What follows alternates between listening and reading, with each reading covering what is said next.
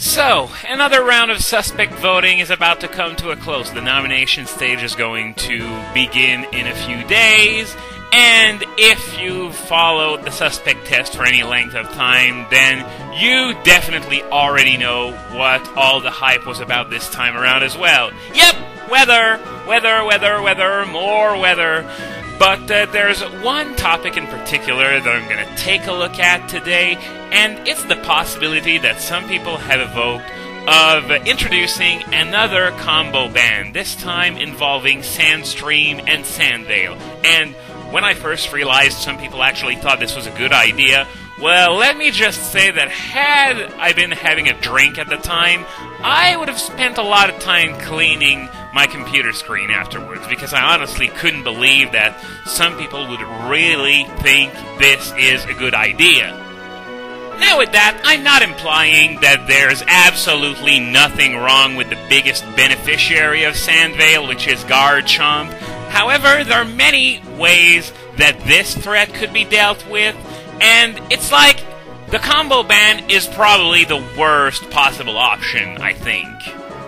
But first things first, allow me to say something I've been itching to say for months. Back when the Swift Swim combo ban was first applied, a lot of people who were in favor of the ban said that it wouldn't start a slippery slope where people would actually start thinking applying more combo bans would be a good idea. They just said, you know, there's not going to be a slippery slope. Your argument's invalid. It's just irrelevant. That was their logic. They couldn't make a single decent argument in support of the combo ban when it comes to not going down a slippery slope. And what I've been itching to say all this time was, God, it feels so good to be right.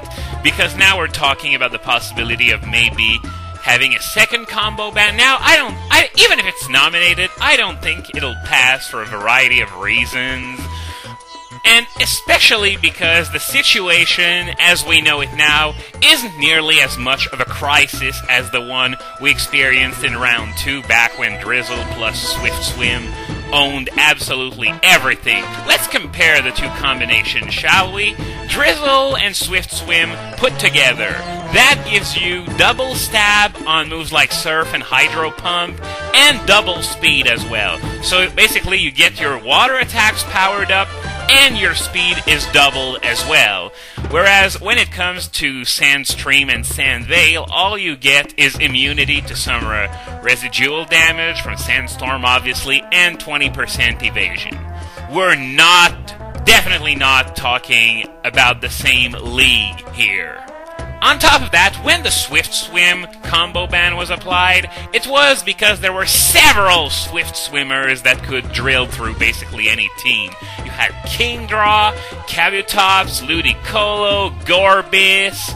That was just too much all at once. However, here, there's only one Sand Veil abuser that can actually make you pay dearly for Sand Veil kicking in, and that's Garchomp. If you miss a Sand Slash in a Sand Veil, is it going to take advantage of the situation and tear your whole team apart? No, it's not going to do that. Cacturn, it's not going to do it either. What about Gliscor? Well, it's a lot better than the first two I've mentioned. However, it still doesn't have quite the firepower to tear your team apart because Sand Veil decided it kicked in at one point. Not to mention, who uses Sand Veil on Gliscor anymore? So that only leaves Garchomp as the big problem. So is it worth introducing another controversial combo ban just to deal with one threat and you'd end up nerfing a whole bunch of Pokemon that really don't need it? No, it's absolutely not worth it. We're not dealing with an ability that's flat out broken like Moody was. We're talking about a very good ability that's paired up with a very good Pokemon. Just like Blaziken and Speed Boost. In fact, let's take a look at that Speed Boost example, shall we? Speed Boost made Blaziken broken. Okay, that's fine. But when you look at the other Speed Boost users, you'll find out that Ninjask has fallen out of overused in the generational shift. Yanmega's been out of overuse for quite a while now, and Sharpedo is still riding the hamster wheel to nowhere despite having such an awesome ability. So if we already established such a precedent just 2 months ago, then why are some people so intent on not following it? I'll tell you why. Because Sand Veil deals with the very touchy subject of luck in the game. Now look, I don't have any objections in trying to make the game more skill-based. However, there's a line that should not be crossed. Banning Double Team and Minimize was fine, that's okay. Bright Powder and Lax Incense, I don't like it. I'll be honest, I don't like it. They're just not that good. And yeah, they've been included under the evasion clause, but still, I don't like that because it's just 10% evasion, and you sacrifice a held item slot to do so, which means you could use something more reliable than Leftovers, a choice item, Life Orb, Air Balloon, you name it, you could use it instead. But at least it didn't make such an impact on the metagame. However, anything past that is going to become a much more complex issue, especially as it pertains to Sand Veil, because banning Sand Veil would result as a soft ban on Garchomp, hence the idea of a combo ban that would involve Sandstream and Sand Veil, so you could use Garchomp on a non-Sandstorm team if you feel like it. However, I don't think it's a good idea, not just for the reasons that I've already mentioned, but also because this could create a dangerous precedent of its own. And as I've said before, just saying, nah, your argument is irrelevant, it's not gonna happen, trust me on that, that kind of wishful thinking just doesn't work. So if we get rid of Sand Veil in combination with Sandstream, then what? Are we going to try and attack Super Luck Pokemon now? Because what's the difference between, let's say, Super Luck, Honchkrow, and Sand Veil Sandslash? Well, the answer is rather obvious. They're both rather underpowered Pokemon with luck-based abilities. And yet, I don't think I've ever heard anyone complaining about Super Luck, but evasion like Sand Veil and Snow Cloak, whoa, now that's dangerous. But let's face it, criticals can just be as fatal to a game as missing is. So that kind of double standard is really, really, really weird. And what do you make of attacks with lower accuracy? Some people say that it's a choice that the player makes to use those moves, like for example Fire Blast instead of Flamethrower. However, this is not entirely correct either, because there are types where there's a distinct lack of moves with good accuracy. For example, you got Stone Edge and Focus Blast that are pretty much the best moves of their type category combo, not really counting Aura Sphere because its learn base is so small.